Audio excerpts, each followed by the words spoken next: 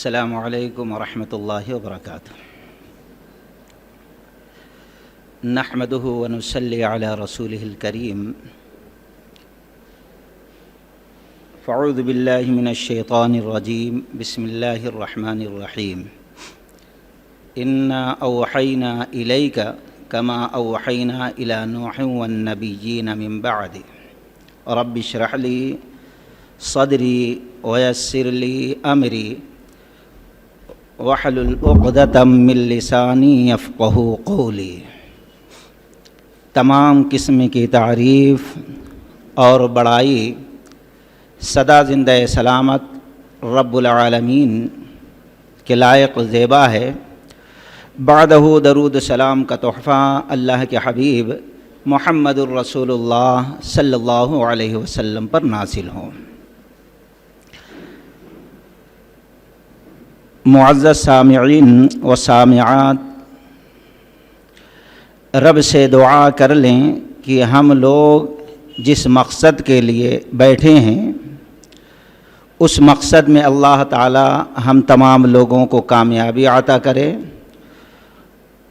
اور ہماری دنیا اور آخرت سرخرو اور کامیاب بنا دے۔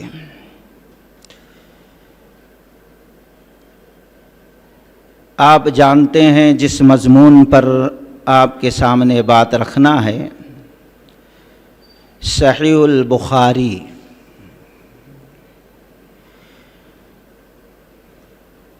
امام بخاری رحمۃ اللہ علیہ کی تصنیف کردہ یہ ایک اہم کتاب جامع صحیح البخاری ہے۔ مختصر طور پر ان کی سوانح آپ کے سامنے رکھیں، پھر اس کے بعد حدیث کی شروعات کریں۔ اللہ کے نبی علیہ الصلاۃ والسلام کے اس حدیث کے مصداق اترتے ہیں امام بخاری علیہ الرحمہ کہ اللہ کے نبی علیہ الصلاۃ والسلام نے فرمایا، آل فارس میں سے ایسے لوگ پیدا ہوں گے اگر دینی علوم ثریا ستارے پر بھی ہو تو وہاں سے بھی ڈھونڈ نکالیں گے۔ امام بخاری رحمۃ اللہ علیہ نبی علیہ الصلاۃ والسلام کی اس حدیث کے مصداق اترتے ہیں کہ اپنی کوشش جد و جہد کر کے نبی علیہ الصلاۃ والسلام کے حدیثوں کا ایک خزانہ جمع کر کے امت کے حوالے کر دیا، جس سے قیامت تک لوگ فائدہ اٹھاتے رہیں گے۔ ان کا اصل نام محمد تھا، نبی علیہ الصلاۃ والسلام کے نام پر، اور ان کی کنیت ابو عبداللہ۔ ان کے والد محترم کا نام اسماعیل اور ان کے دادا کا نام ابراہیم اور ان کے پردادا کا نام مغیرہ۔ مغیرہ ان کے پردادا تھے اور بخارا کے اس وقت کے جو حاکم تھے یمان الجعفی، ان کے ہاتھ پر مغیرہ یعنی امام بخاری رحمۃ اللہ علیہ کے پردادا اسلام قبول کیے۔ پہلے وہ مجوسی تھے یعنی اصل فارسی تھے اور آگ پرست تھے، آگوں کی پوجا کرنے والے تھے۔ خیر، یہ بچپن میں یتیم ہو گئے۔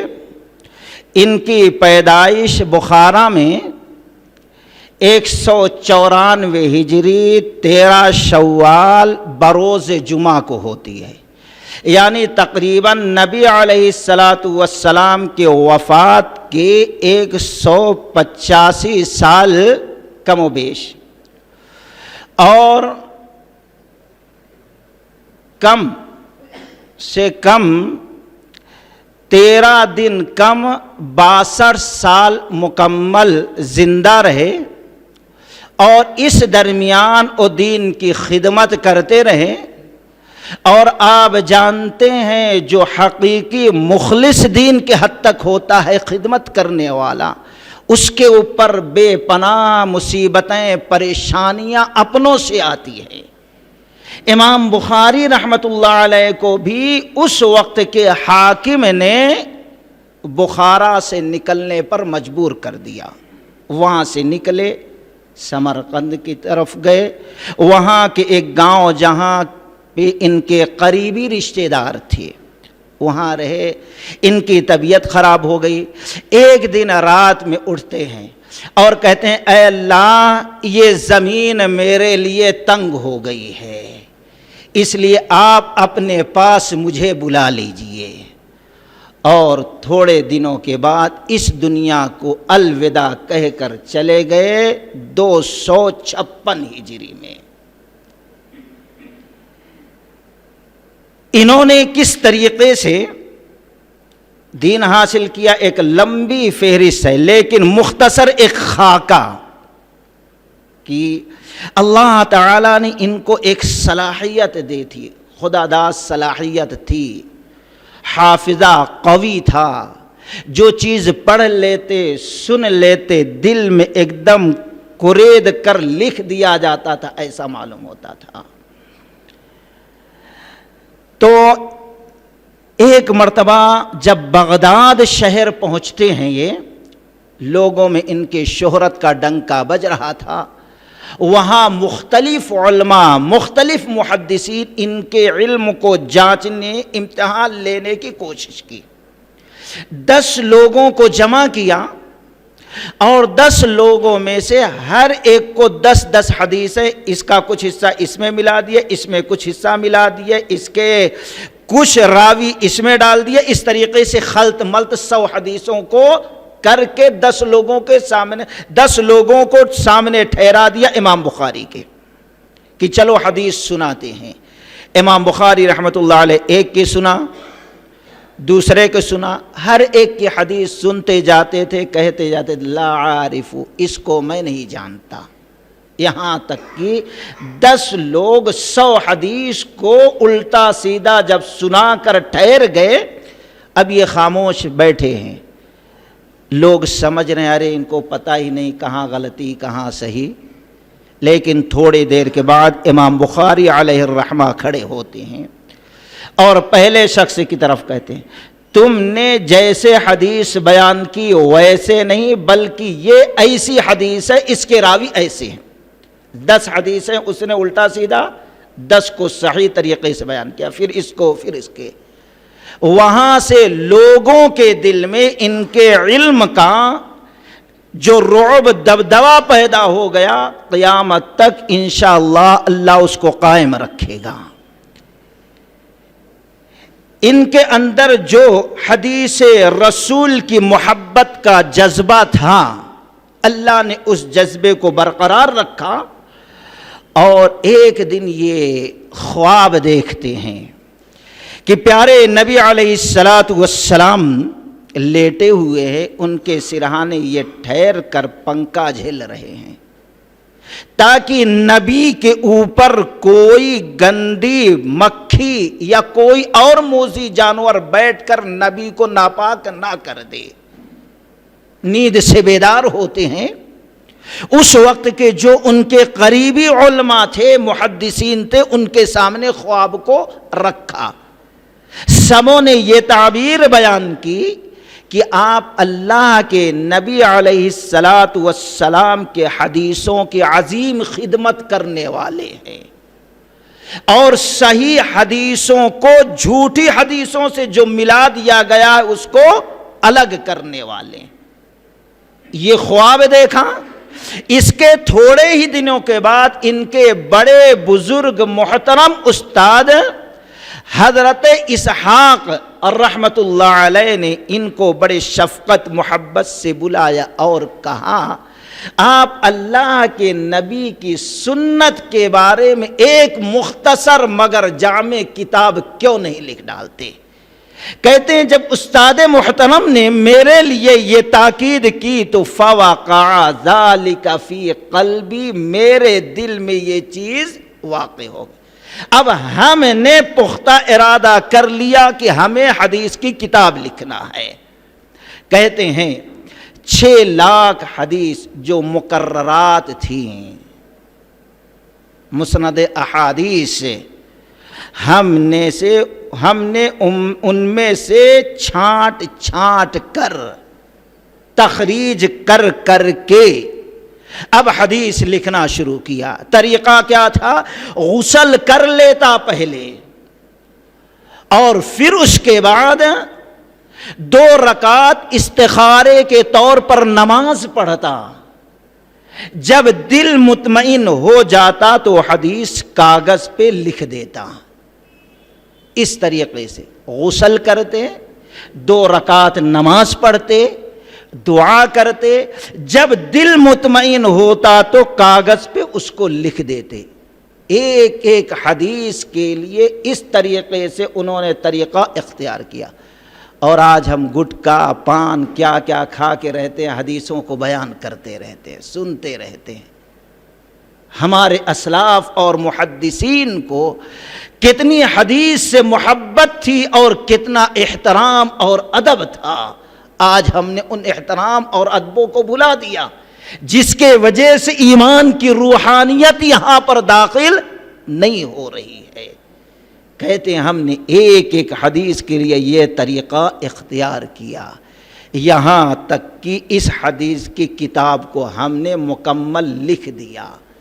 اور لکھنے کے بعد امام احمد بن حنبل رحمۃ اللہ علیہ ائمہ 4 میں سے ایک بڑے عالم جنہوں نے مسند احمد کتاب لکھی بڑی ضخیم، ان کو دیا، علی بن مدینی کو دیا، یحییٰ رحمۃ اللہ علیہ کو دیا، اور ان کے علاوہ اور بہت سارے علماء تھے۔ ہم نے ان کے سامنے اس کتاب کو رکھ دیا، سبوں نے پڑھا اور تعریف کی، اور سبوں نے اتفاق کیا کہ ایک جامع صحیح کتاب ہے۔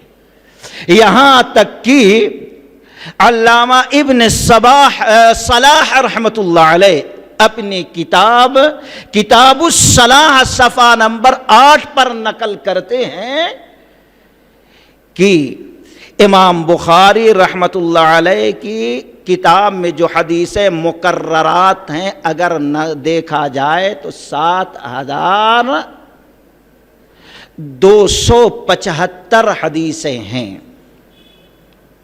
اور اگر مقررات یعنی کچھ حدیثیں ایسی ہیں اس میں کئی ایک مسائل ہیں تو کئی جگہوں پہ ایک ایک حدیث کو نقل کیا۔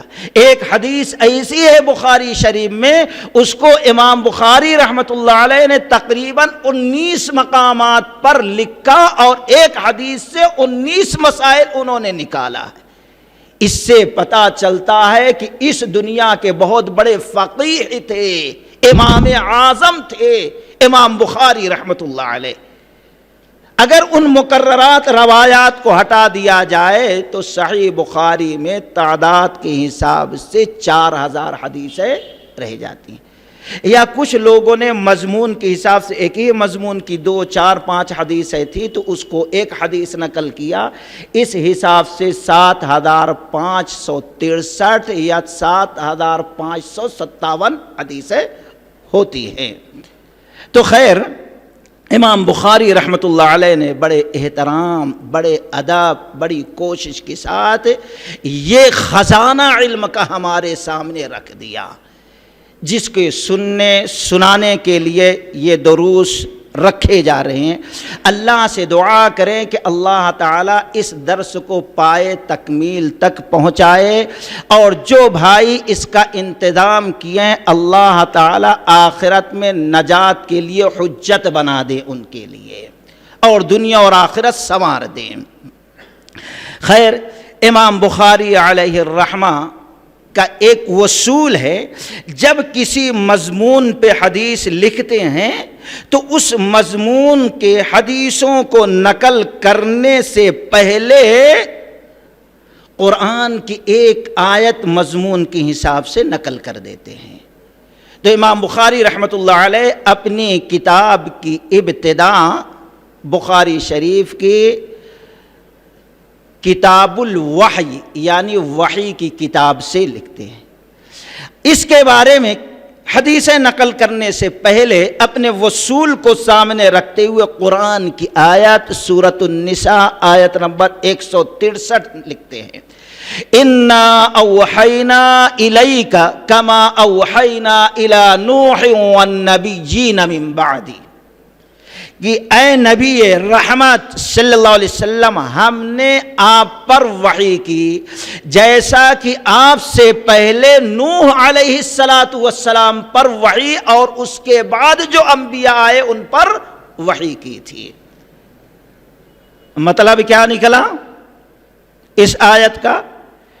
کہ نبی علیہ السلام پر وحی کا سلسلہ جو رب شروع کرتا ہے وہ کوئی نئی بات نہیں ہے، بلکہ آدم علیہ السلام سے لے کر موسیٰ علیہ السلام، عیسیٰ علیہ السلام جتنے انبیاء آئے سب پر اللہ تعالیٰ نے وحی کا دستور قائم رکھا، اور نبیوں کی آخری کڑی محمد الرسول اللہ صلی اللہ علیہ وسلم پر اس سلسلے کو ختم کیا، مکمل کیا۔ اور وہیں پر یہ مسئلہ بھی نکلتا ہے، جہاں نبی علیہ السلام کی نبوت کی تصدیق رب کرتا ہے، اسی کے ساتھ ساتھ آدم علیہ السلام سے لے کر عیسیٰ علیہ السلام تک جتنے انبیاء آئے ان کے نبوت کی بھی تصدیق کرتا ہے۔ سارے نبیوں پر ایک جیسا ایمان لانا فرض اور ضروری ہے۔ اگر کوئی شخص سارے نبیوں پر ایمان لاتا، ان میں سے ایک نبی پر ایمان نہیں لاتا، تو اللہ کی قسم گویا وہ کسی نبی پر ایمان نہیں لایا، وہ کافر ہو جاتا ہے۔ یہ آیت سے چند آیت پہلے اللہ تعالیٰ نے یہ مسئلہ واضح طور پر بیان کیا۔ جیسے یہود لوگ ہیں، موسیٰ علیہ السلام تک نبیوں پر ایمان لائے، عیسیٰ پر نہیں لائے تو وہ کافر ہو گئے، اور عیسیٰ علیہ السلام پر عیسائیوں نے ایمان لایا لیکن نبی رحمت پر ایمان نہیں لائے تو وہ بھی کافر ہو گئے۔ اور ہم ایمان لائے نبی پر، اور نبی سے پہلے سارے نبیوں پر، تو اللہ تعالیٰ نے ہمارے ایمان کو قبول کر لیا اور اس ایمان کو ذریعہ نجات، ذریعہ مغفرت بنا دیا ہے۔ تو اِنَّا أَوْحَيْنَا إِلَى نُوحٍ وَالنَّبِيِّينَ مِن بَعْدِهِ، اللہ تعالیٰ کہتا ہے اے نبی ہم نے آپ پر وحی کی اور آپ سے پہلے جتنے انبیاء آئے ان پر وحی کی۔ وحی کا معنی کیا ہوتا ہے؟ کوئی مخفی چیز کو، کوئی پوشیدہ چیز ہے اس کو ظاہر کر دینا۔ اور شرعی اصطلاح میں اللہ تبارک و تعالی اپنے پیغام کو فرشتوں کے ذریعے رسولوں پر ظاہر کیا، وحی کے ذریعے، اس کو کہتے ہیں وحی۔ وحی آنے کے نبیوں پر، رسولوں پر کئی طریقے تھے۔ ایک طریقہ یہ تھا اللہ ڈائریکٹ بات کر لیتا تھا، دوسرا طریقہ یہ تھا اللہ دل میں القاء کر دیتا تھا یہ کام کرو یا یہ بات لوگوں کے سامنے بیان کرو۔ ایک تیسرا طریقہ وحی کا تھا، یہ حضرت جبریل علیہ السلام اصلی شکل میں آیا کرتے تھے۔ ایک طریقہ یہ تھا کہ جبریل علیہ السلام کبھی انسانوں کی شکل میں، جیسے نبی علیہ السلام کے ایک صحابی دحیہ کلبی رضی اللہ تعالیٰ عنہ تھے، ان کی شکل میں آیا کرتے تھے۔ اور ایک طریقہ یہ تھا نبی علیہ السلام پر وحی نازل ہونے کا کہ خواب کے ذریعے اللہ حکم دیتا تھا۔ اسی لیے آپ نے فرمایا اگر کوئی خواب کے بارے میں جھوٹ بولتا ہے تو گویا وہ نبوت کے 40 حصے کو جھٹلاتا ہے اور اس کا ٹھکانہ دوزخ ہو جاتا ہے۔ آج بہت سے لوگ اپنی بزرگی ثابت کرنے کے لیے جھوٹ کا کو اپنا طریقہ بنا لیتے ہیں، جھوٹ کا واسطہ لے لیتے ہیں۔ ہم نے نبی کو خواب میں دیکھا، حالانکہ دیکھے نہیں رہتے۔ تو یہ وحی کئی طریقے سے نبیوں پر اللہ تبارک و تعالی اتارتا تھا۔ وحی کی دو قسمیں ہیں، ایک وحی متلو یعنی جس کی تلاوت مومنین قیامت تک کرتے رہیں کہ وہ قرآن مجید ہے۔ دوسرے وحی غیر متلو جس کو قرآن نے الحکمہ کہا، جس کو ہم اپنی زبان سے حدیث رسول کہتے ہیں، قرآن نے الحکمہ کہا۔ اور ان دونوں پر ایک ہی جیسے ایمان لانا فرض ہے۔ کوئی قرآن پر ایمان لائے، حدیث رسول پر ایمان نہ لائے تو اللہ کی قسم وہ مومن نہیں ہو سکتا۔ قرآن کہتا ہے فَأَصْلِحُوا ذَاتَ بَيْنِكُمْ وَأَطِيعُوا اللَّهَ وَرَسُولَهُ إِن كُنتُم مُؤْمِنِينَ، سورہ انفال کی پہلی آیت میں، تم اللہ کی اطاعت کرو، رسول اللہ کی اطاعت کرو۔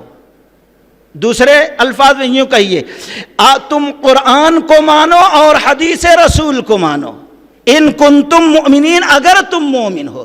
گویا جب تک متفقہ طور پر قرآن اور حدیث میں بلا فرق کیے ہوئے کوئی ایمان نہیں لاتا، قرآن یہ کہتا وہ مومن ہو ہی نہیں سکتا۔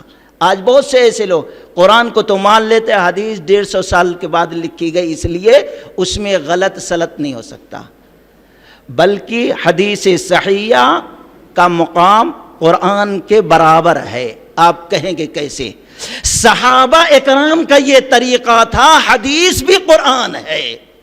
بخاری شریف کتاب التفسیر عبداللہ بن عباس رضی اللہ تعالیٰ عنہ کہتے ہیں قرآن میں لعنت کی گئی ان عورتوں پر جو اپنے بھاؤں کے بالوں کو سیٹ کرتے ہیں، کاٹتے ہیں، یا چہرے کے بالوں کو نوچتے ہیں، یا کہ دانتوں میں سان کرتے ہیں، یا کہ جسم گودتے اور گدوات۔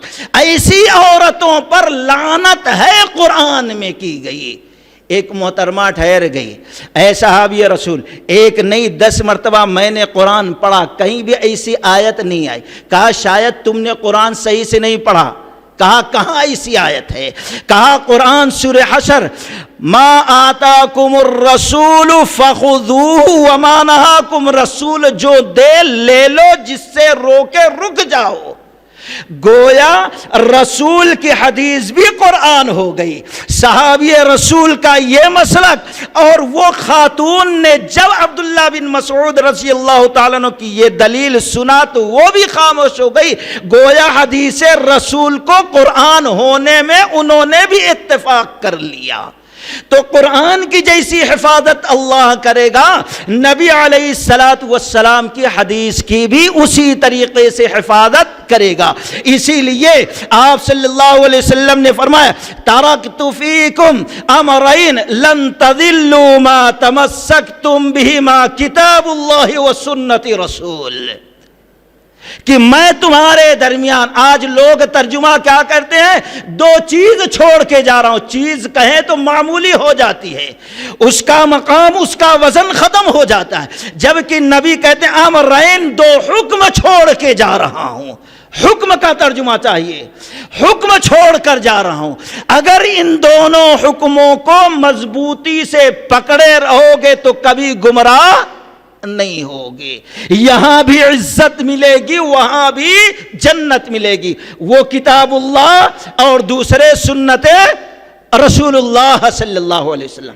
تو امام بخاری رحمت اللہ علیہ وحی کے مضمون میں وحی کی حدیثوں کی تائید کے لیے پہلے قرآن کی آیت نقل کی، اب پہلی حدیث نقل کرتے ہیں۔ اس کے بعد امام بخاری علیہ الرحمہ پہلی حدیث نقل کرتے، علقمہ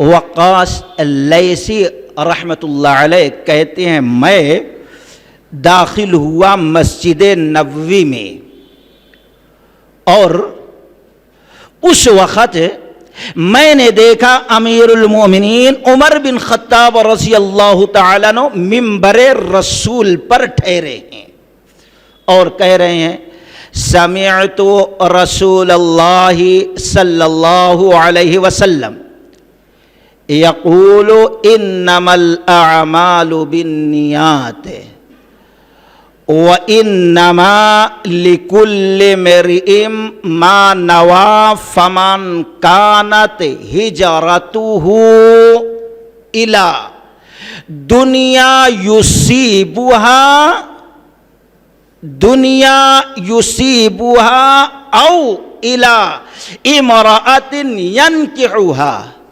फहिजरतुहु इला मा हाजरा इलैहि, रवाहुल बुखारी। पहली हदीस। और इस हदीस को यहां से हटकर इमाम बुखारी अलैहिर्रहमा ने इसके अलावा 7 जगहों पे नकल करके 7 मसाइल और निकाले हैं उनकी फुक़ाहत। और ऐसे लोगों की तरदीद होती है जो ये कहते हैं इमाम बुखारी रहमतुल्लाह अलैह के मकाम को गिराने के लिए आप फ़क़ीह नहीं थे। अरे फ़क़ीह नहीं थे तो एक हदीस से 19 मसले कैसे निकाले, सवाल ये पैदा होता है। इमाम बुखारी रहमतुल्लाह अलैह ने इस जगह से हटकर 7 मकाम पर इस हदीस को नकल किया। और उमर बिन खत्ताब रज़ियल्लाहु ताला अन्हु के अलावा 20 सहाबा ऐसे हैं जिन्होंने इस हदीस को कुछ 1-2 अल्फाज के हेर फेर से भी नकल किया है, रवायत किया है। इतनी जामिअ ये हदीस है। तर्जुमा क्या है? अलक़मा अलैहिर्रहमा कहते हैं कि मैं जब मस्जिद में दाखिल हुआ, मिंबर रसूल पर उमर बिन खत्ताब रज़ियल्लाहु ताला अन्हु बयान कर रहे थे कि रसूलुल्लाह सल्लल्लाहु अलैहि वसल्लम को कहते हुए मैंने डायरेक्ट सुना कि आप फरमा रहे हैं तमाम आमाल का दारो मदार नियतों पर है, और बेशक हर इंसान के लिए हर अमल का पूरा पूरा बदला उसकी नियतों के मुआफिक मिलेगा। बस जिस शख्स ने हिजरत की दुनिया के लिए या कि किसी औरत के निकाह, औरत से शादी करने के लिए, तो यह है, या जो जिस मकसद से हिजरत करेगा उसके लिए वही है। यह हदीस का तर्जुमा। अब गौर करें इस हदीस पर। सबसे पहले है एक लफ्ज अन्निया, इन्नमल अमालु बिन्नियात। अन्निया का माना होता है इरादा करना, कसद करना। और इरादा के लिए, कसद करने के लिए ज़बान से कहना नहीं, दिल में इरादा कर लिया काफ़ी है। हिजरा का माना होता है तर्क करना लुग़वी हिसाब से, लेकिन शरई इस्तिलाह में कोई शख्स अपने ईमान को, इस्लाम को बचाने के लिए, हिफाजत करने के लिए दारुल कुफ्र से, दारुल किफ्र शिर्क से, वहां से हटकर दारुल इस्लाम, दारुल ईमान की तरफ चले जाए, इसको कहते हैं हिजरा, हिजरत करना। अब इमाम बुखारी रहमतुल्लाह अलैह इस हदीस को सबसे पहले नकल करके लोगों के ज़हनों को पैगाम क्या दिया है। बहुत सारे पैगाम हैं, लेकिन मुख्तसर तौर पर 1-2 मफहूम। एक तो ये, हम अल्लाह की रज़ा के लिए जो काम करने जा रहे हैं उसमें नियत खालिस हो, प्योर हो उसमें नियत है। यहां तक कि वज़ू भी कर रहे हैं तो नियत हो, अल्लाह अजर देगा नमाज के लिए। कोई बिला नियत के वज़ू कर ले तो अल्लाह की कसम वज़ू नहीं होगा। नमाज पढ़ने ठहरे, आपने दिल में नियत नहीं की मुझे अल्लाह के लिए नमाज पढ़ना, या कि आपने नियत की अल्लाह के लिए नमाज पढ़ रहे हैं और भाई लोग देख रहे हैं इसलिए नमाज पढ़ रहे हैं कि नमाजी कहा जाए, ये भी सही नहीं। अमल कबूल होने के बजाय, सवाब मिलने के बजाय वो अमल बाइसे अदाब बन जाएगा। या कि हम रोज़ा रख रहे, दिन भर भूखे रहे, लेकिन वक्त फजर से पहले रोज़े की नियत ना किए तो नमाज नहीं। इसलिए जो भी अमल हम करने जा रहे हैं उसमें नियत खालिस, अल्लाह की रज़ा हो, सवाब की उम्मीद हो। اور دوسری بات، ہم حدیث بھی اگر پڑھ رہے ہیں تو اس میں بھی خالص نیت ہو کہ ہم عمل کریں گے، ثواب حاصل کریں گے، اللہ کی رضا۔ اب کوئی شخص یہ کہہ لے میں حدیث پڑھوں گا، لوگوں کو سناؤں گا، میرے علم کا چرچا ہوگا، یا کہ فلاں سے بحث و مباحثہ کرنا ہے، یہ نہیں۔ نیت خالص ہو حدیث سننے اور سیکھنے کے لیے، یا لکھنے کے لیے، یا سنانے کے لیے، اور اس حدیث کے مصداق ہے۔ اللہ کرے ہم لوگوں کے سارے جو سامعین اور سامعات ہیں، اس حدیث کے سننے کے بعد اس حدیث کا مصداق اللہ ہم کو بنا دے۔ کون سے؟ جس کو امام ابن ماجہ، امام ابو داؤد علیہ الرحمہ نے نقل کیا، زید بن ثابت رضی اللہ تعالیٰ عنہ ایک لمبی حدیث نقل کرتے ہیں۔ اس کا شروع کا جملہ نظر اللہ مرعن سمع مقالتی فبلغها، آپ صلی اللہ علیہ وسلم نے فرمایا اللہ تعالیٰ اس شخص کو خوش خرم رکھے جس نے میرے کلام کو، میرے حدیث کو سنا اور لوگوں تک پہنچا دیا۔ جو حدیث سنے، حدیث کا علم حاصل کرے اور حدیث سے ہی تبلیغ کرے، اللہ کے نبی اس کو فضیلت اللہ کی طرف سے دے رہے ہیں کہ نبی کی دعا کا مصداق بن جائے گا۔ کون سی دعا؟ اللہ اس کے چہرے کو خوش خرم، کس طریقے سے خوش خرم رکھے گا؟ مطلب یہ ہے نظر اللہ کہ انسان کا جب دل خوش ہوتا ہے تو اس خوشی کا اثر فطری طور پر چہرے پہ آتا ہے۔ لوگ کہتے ہیں کیا بھائی خوشی سے آپ کا چہرہ چمک رہا ہے، دمک رہا ہے، نورانی ہے، کیوں؟ اس کا جب ہم اپنی غذا حدیث رسول کو بنا کر حدیث سنیں گے، اس کو پڑھیں گے، حاصل کریں گے، عمل کریں گے اور دوسروں تک پہنچائیں گے، تو اللہ کی قسم قلبی طور پر اللہ اس میں خوشی داخل کرے گا۔ جب دل خوش ہوگا تو اس خوشی کا اظہار چہرے سے ہوگا، لوگ کہیں گے کتنا نورانی چہرہ ہے۔ یہ ہے مطلب۔ تو اللہ کے نبی کی حدیث کے سننے کی برکت سے اللہ تعالی ہم تمام لوگوں کو یہ مقام حاصل کر دے۔ اس کے لیے نیت کا خالص ہونا ضروری ہے۔ نیت کا دار و مدار کتنا ہے، سوچو، آپ نیت کر لیے سونے جا رہے، تہجد پڑھنا ہے، لیکن خراٹے لے کر سو گئے، فجر کے لیے اٹھ رہے ہیں۔ اللہ کی قسم صرف نیت کرنے کی برکت سے اللہ تعالیٰ آپ کو تہجد پڑھنے کا ثواب دے دے گا۔ یہ اس لیے ہر معاملے میں نیت کا خالص ہونا ضروری۔ اور ترمذی کی وہ روایت جس میں نبی علیہ الصلوۃ والسلام نے فرمایا کہ ایک شخص ہے جس کو اللہ نے علم دیا اور مال دیا، اور وہ شخص علم کے موافق اپنے مال کو خرچ کرتا ہے، دین پھیلانے میں، غریب مسکین جہاں جہاں اللہ چاہتا ہے خرچ کرتا ہے۔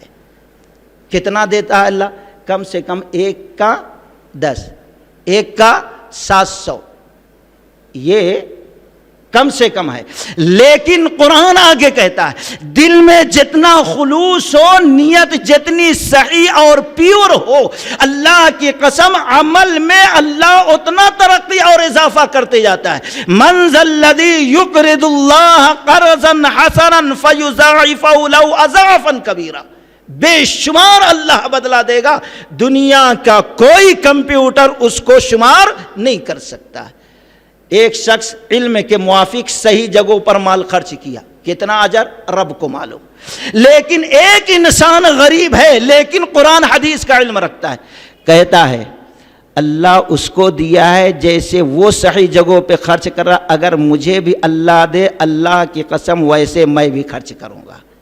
اللہ کے نبی نے فرمایا اس نے اچھی نیت کری، اللہ کی قسم جتنا خرچ کرنے والے کو ثواب ایک نیکی کم نہیں جتنا اس کو ثواب ملتا ہے، صحیح نیت کرنے کی برکت سے پورا ثواب اس کو بھی حاصل ہو جاتا ہے، حالانکہ 1 پیسہ بھی خرچ نہیں کیا، اس لیے نیت خالص پیور رب کی رضا کے لیے ہونا.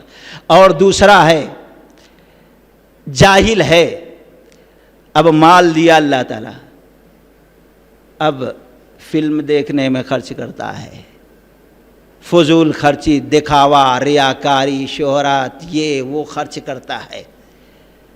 اللہ تعالیٰ کتنا گناہ دیتا سوچ دو، کوئی شمار اس کو نہیں کر سکتا. لیکن دوسرا ہے جاہل، وہ دیکھتا ہے ارے اللہ مجھے بھی ایسا دیتا تو انہیں 1 کروڑ کی گاڑی لیا، میں 10 کروڑ کی لاتا. اللہ اس کو دیا ہے، اتنے 25 کروڑ شادی میں خرچ کیا، 100 قسم کا کھانا بنا کے میں 150 قسم کا کھانا بناتا. یہ سوچتا ہے. اللہ کے نبی نے فرمایا جتنا خرچ کرنے کی وجہ سے اس جاہل کو گناہ ملا، صحیح نیت نہ ہونے کی وجہ سے گناہ میں یہ اتنا برابر کا حصے دار ہو گیا. اس لیے امام بخاری رحمۃ اللہ علیہ یہ حدیث یہاں پر نقل کر کے یہ ثابت کرنا چاہتے ہیں ہمیشہ اپنی نیت کو خالص اور اچھی رکھو. عمل نہیں بھی کر سکے تو اللہ صرف نیت پر تم کو اجر عظیم عطا کرے گا. اور دوسرے امام بخاری رحمۃ اللہ علیہ ہمیں اور آپ کو یہ پیغام دینا چاہتے ہیں اس حدیث کے ذریعے کہ نیت صحیح ہونے کی برکت سے اللہ تبارک و تعالی نے نبی علیہ الصلاۃ والسلام کو وحی کا خزانہ عطا کر دیا. کیسے؟ نبوت سے پہلے آپ نے ہر قسم کے گناہوں سے اپنے دل کو، اپنی زندگی کو پاک رکھا. مقصد یہ تھا اللہ کی رضا. شرک، بدعات، خرافات، رسم و رواج، جہالت، ضلالات، یہ جتنی بھی چیزیں تھیں اپنی زندگی کو پاک رکھا. نیت اتنی پاک، اتنی اچھی کہ اللہ کی قسم گھر چھوڑ کر آپ غار حرا میں چلے جاتے تھے. کتاب الوحی میں امام بخاری رحمۃ اللہ علیہ نے یہ حدیث نقل کی. چلے جاتے تھے. اب وہاں جاتے توشہ لے لیے، عبادت کر رہے ہیں. جب توشہ ختم ہو جاتا 1-2 دن کے بعد پھر آتے. کبھی کبھی آپ کی بیوی محترمہ حضرت خدیجہ رضی اللہ تعالیٰ عنہ لے کر آ جاتے تھے. نیت خالص تھی اللہ راضی ہو جائے، اللہ کی خوشنودی حاصل ہو جائے. جب اس طریقے سے نیت کو اچھی رکھا، اللہ کی قسم ایک وقت ایسا آیا کہ رب العالمین بھیج دیا جبریل امی کو. نیت پاک تھی، نیت اچھی تھی. جیسے کہ امام احمد بن حنبل رحمۃ اللہ علیہ مسند احمد کے اندر ایک واقعہ عبداللہ رضی اللہ تعالیٰ سے نقل کرتے. اللہ تبارک و تعالی نے اپنے بندوں کے دلوں کو جھانک کر دیکھا، میرے کس بندے کا دل سب سے زیادہ پاک صاف ستھرا ہے. تو دیکھا دنیا کے سارے انسانوں میں سے سب سے پاکیزہ دل رب کو نبی کا نظر آیا. تو رب نے اپنی رسالت کے لیے نبی رحمت کو چن لیا. پھر اس کے بعد جھانک کر دیکھا تو صحابہ اکرام کا دل پاکیزہ نظر آیا، اچھا نظر آیا. تو نبی کی وزارت کے لیے صحابہ کو متعین کر لیا. جب نبی کا دل، نیت پاک صاف تھی تو ایسے وقت میں جبریل امی کو رب نے بھیجا. کہا پڑھو کھینچ کر. کہا مجھے پڑھنا نہیں آتا. پھر کھینچا، چھوڑا، کہا پڑھو. کہا پڑھنے. 3 بار ایسا ہوا. کھینچ کر سینے سے لگا کر جکڑ کر چھوڑ دیا. کہا پڑھ اقرأ بسم ربک الذی خلق خلق الانسان من علق اقرأ وربک الاکرم الذی علم بالقلم علم الانسان ما لم يعلم. اب اللہ کے نبی علیہ الصلاۃ والسلام پڑھنا شروع کر دیے. اور کلمے سے پہلے، نماز کا حکم آنے سے پہلے دوستو، آج دنیا کہتی ہے علم میں مسلمان کمزور ہیں، پیچھے جا رہے ہیں. یہ آج کہا جا رہا ہے، لیکن اللہ کی قسم ہمارے ایمان کی شروعات ہی ہوتی ہے اقرأ بسم ربک الذی خلق سے۔ پڑھ سب سے پہلے اس رب کے نام پر جس نے تجھ کو پیدا کیا ہے۔ سوچو دوستو، جس مذہب جس دین کی شروعات اقرا سے ہوتی ہو، پڑھ، اس دین اور ایمان مذہب کو ماننے والا جاہل ہو یہ بات سمجھ میں نہیں آتی۔ اللہ کے نبی کہتے ہیں طلب العلم فریضہ، جتنے ایمان کے ماننے والے ہیں، نبی کے اوپر ایمان لانے والے، سارے مرد عورت پر علم کا حاصل کرنا فرض اور ضروری ہے۔ یہ وحی کی پہلی شروعات ہے، اور حکم کیا آ رہا ہے ہم پڑھتے ہیں گزر جاتے ہیں۔ تو خیر، آپ یہاں سے چلے، ڈرے ہوئے ہیں، کانپ رہے ہیں، گھر پہنچتے، چادر اڑھاؤ، چادر اڑھا دی گئی۔ تھوڑی دیر کے بعد یہ ڈر خوف تھوڑا ختم ہوا تو واقعہ بیان کرتے ہیں، بیوی محترمہ مجھے میری جان کا خطرہ ہے۔ کیا ہوا؟ ایسا ایسا ہے، ایسا ہے۔ تو کہتے ہیں کلا واللہ لا یخزیک، کلا واللہ لا یخزیک اللہ انک لتصل الرحم۔ اللہ کی قسم ہرگز ہرگز اللہ آپ کو رسوا نہیں کرے گا، ذلیل نہیں کرے گا۔ کیوں ذلیل نہیں کرے گا؟ کیوں رسوا نہیں کرے گا؟ کیوں نقصان اور خسارے میں آپ نہیں پہنچ سکتے؟ اس کی وجہ بیان کی جا رہی ہے۔ آپ رشتوں کو جوڑنے والے ہیں، کتنا اہم ہے۔ اللہ کے نبی نے فرمایا کہ تم میں سے جو شخص یہ پسند کرتا ہے اس کے مال میں اضافہ ہو، اس کی عمر لمبی ہو، وہ بری موت نہ مرے، اس کو چاہیے کہ وہ رشتوں کو جوڑنے والا بن جائے۔ آج یہ چیز ختم ہے۔ کیوں؟ آپ کو اللہ ذلیل و رسوا نہ کرے گا۔ پہلی وجہ آپ رشتوں کو جوڑنے والے ہیں، دوسرے لوگوں کا بوجھ اٹھانے والے ہیں، اور تیسرے کمزوروں کے لیے آپ کمانے والے ہیں، بے کسوں کے لیے کمانے والے ہیں، اور مہمان نوازی کرنے والے ہیں۔ اور جو کمزور ہے، ناحق والے حق جتا کر اس کا حق ہڑپنے والے، آپ ان کمزوروں کی مدد کر کے ان کو حق دلانے والے، تو کیسے اللہ آپ کو ذلیل و رسوا کرے گا؟ نبی کو تسلی ہوئی، اور پھر ساتھ میں لیا گئے ورقہ بن نوفل جو عیسائی ہو چکے تھے، عبرانی زبان جانتے تھے۔ کہا اے چچا زاد بھائی، دیکھو اپنے بھتیجے کو کیا گزر رہی ہے۔ نبی علیہ الصلوۃ والسلام پورا واقعہ بیان کرتے ہیں تو ورقہ بن نوفل کہتے ہیں اللہ کی قسم یہ وہی ناموس، وہی فرشتہ ہے جو فرشتہ موسیٰ علیہ السلام پر، دوسرے نبیوں پر آیا کرتا تھا۔ کاش کہ اس وقت میں زندہ رہتا جب آپ کی قوم آپ کو آپ کے گھر، آپ کے وطن، آپ کے بستی سے نکالے۔ کہا ایسا بھی ہوگا؟ کہا ابھی تک ایسے ہی ہوتے آیا ہے۔ جو شخص حق اور اللہ کے پیغام کو سنایا، اس کی قوم نے اس کو اس کے گھر سے نکالی ہے۔ کہتے ہیں کاش کہ میں اس وقت ہوتا آپ کی مدد کرتا۔ لیکن اس کے تھوڑے دنوں کے بعد ورقہ بن نوفل انتقال کر گئے۔ اس واقعہ سے ایک پیغام اور ہے، سمجھ میں آتا۔ لوگ کہتے ہیں جوانوں میں سب سے پہلے ابو بکر صدیق رضی اللہ تعالیٰ عنہ اسلام لائے، بچوں میں علی رضی اللہ تعالیٰ عنہ، خواتین میں حضرت خدیجہ رضی اللہ عنہ۔ لیکن یہ حدیث بیان بتاتی ہے کہ سارے لوگوں میں سب سے پہلے ورقہ بن نوفل اسلام قبول کیے، کیونکہ بعد میں آپ سے پوچھا گیا اللہ کے نبی علیہ الصلوۃ والسلام ان کا مقام کہاں؟ آپ نے فرمایا مجھے بتایا گیا وہ جنتی لباس میں جنت کے اندر ہیں۔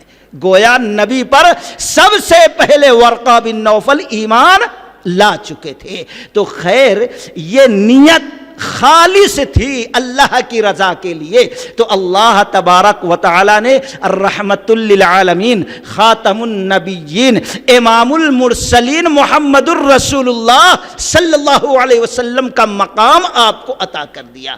اس لیے اگر ہم جو عمل کرتے ہیں اللہ کی رضا کے لیے، اس میں بھی ہماری نیت خالص ہو، تو اللہ تبارک و تعالی ہمارے ایمان کو نہ جانے کس بلندی تک پہنچا کر دنیا اور آخرت میں ہم کو سر بلند کر دے گا۔ یہ جو ہمارے اوپر ذلت و رسوائی ہے، اس کا خاتمہ اللہ تبارک و تعالی کر دے گا۔ نیت خالص کی بات، اور اسی کتاب الوحی کی وہ مشہور حدیث، وہ معروف حدیث، اس حدیث کے بعد وقت بھی مکمل ہو جاتا ہے، بات ختم کر دیتا ہوں، کہ ہرقل کا بادشاہ جو تھا، اس نے قریشیوں میں سے لوگوں کہہ رکھا تھا کوئی ملے تو لاؤ۔ اس وقت ابو سفیان اس کے کچھ ساتھی ہاتھ لگ گئے، لے کے آئے ہرقل بادشاہ کے سامنے، کہا دیکھو کچھ میں سوال کرنا چاہتا ہوں، تم میں سے ایک جواب دے، دوسرے اس کے پیچھے بیٹھیں، اگر یہ غلط بولے تو لوگ اس کو ٹوک دیں۔ اب ترجمان کے ذریعے سوال شروع کیا، مختصر پوچھا، یہ بتاؤ تم میں سے جو شخص رسول ہونے کا دعویٰ کرتا ہے اس کا خاندان کیسا ہے، نسب کیسا ہے؟ تو ابو سفیان نے کہا اونچا خاندان ہے، اونچا خاندان ہے۔ تو سمجھ میں آیا کہ عزت حاصل کرنے کے لیے وہ نبوت کا دعویٰ نہیں کرتا۔ اچھا ٹھیک ہے، جس چیز کا وہ دعویٰ کر رہا ہے اس کے خاندان میں یا کوئی اور اس چیز کا دعویٰ کیا تھا؟ نہیں۔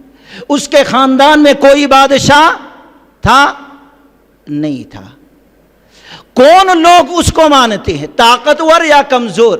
نہیں، کمزور لوگ مانتے ہیں، طاقتور نہیں۔ لوگوں کی تعداد بڑھ رہی ہے گھٹ رہی ہے؟ نہیں، بڑھ رہی ہے، گھٹ نہیں رہی۔ وہ کبھی جھوٹ بولا؟ نہیں، آج تک وہ کبھی جھوٹ نہیں بولا۔ ہم کس نبی کے امتی ہیں دوستو؟ غور کرنے کا مقام، کس نبی کے امتی ہے؟ اس کا جانی دشمن بھی اس کے صداقت اور سچائی کی گواہی دے رہا ہے، جھوٹ نہیں بولا۔ لیکن ابو سفیان کہتا تھوڑے سے میں ہیلے سے کام لیا، مجھے ڈر نہیں ہوتا پیچھے کے لوگ ٹوک دیں گے ہمارے، تو اور جھوٹ بولتا کیا؟ کہنے لگے بھائی ابھی تک تو جھوٹ نہیں بولا، وعدہ ہے، صلح حدیبیہ کا معاملہ وعدہ ہے، اب دیکھو پورا کرتا نہیں کرتا۔ پھر بادشاہ نے پوچھا کبھی جنگ ہوئی؟ ہاں ہوئی تھی، کبھی وہ جیتے کبھی وہ ہارے۔ یہ سن لیا، پھر سوال پوچھتا ہے اس کا پیغام کیا ہے، کن باتوں کی طرف وہ بلاتا ہے؟ نیت دیکھ لیے دوستو، نیت کیا تھی؟ نیت اچھی ہو تو ایک انسان کا عزم، اس کی چاہت، اس کی خواہش بھی اچھی ہوا کرتی ہے۔ ایک باٹل ہے، اس میں خوشبو رہے گی، ڈھکن کھولو تو خوشبو نکلے گی، بدبو رہے گی، ڈھکن کھولو گندگی ہی بدبو ہوگی۔ دل اچھا رہا، نیت اچھی رہی تو سوچ بھی اچھی ہوگی، ارادہ بھی اچھا ہوگا۔ نیت اچھی، ارادہ اچھا تو ساتھ رب کا ہوا کرتا ہے۔ کہا کس چیز کی طرف بلاتا ہے؟ تو ابو سفیان نے کہا وہ کہتا ہے صرف اللہ کی عبادت کرو، اللہ کی عبادت کرو، اللہ کے ساتھ کسی کو شریک نہ ٹھہراؤ۔ اور آج مسلمانوں نے اس کو قبول نہیں کیا۔ آج دنیا بھر کی ذلت، رسوائی یہ ہم پر جو مسلط ہے، کیوں؟ قرآن کہتا ہے سورہ انعام الذین آمنوا ولم یلبسوا ایمانہم بظلم اولئک لہم الامن وہم مہتدون۔ جو لوگ ایمان لائے اور اپنے ایمان کو ظلم سے بچا لیے، ہدایت پر، وہی امن ان کے لیے، سلامتی ان کے لیے، عزت ان کے لیے، اللہ کا ساتھ ان کے لیے، چین قرار ان کے لیے، جنت ان کے لیے، رب کا ساتھ، رب کی نصرت ان کے لیے ہے۔ آج یہ ذلت، یہ رسوائی کیوں؟ ہم نے اپنے ایمان میں، اپنے توحید میں، اپنے اسلام کے اندر شرک، بدعات، خرافات کی ملاوٹ کر لی ہے، توحید کو پیور خالص نہ رکھا۔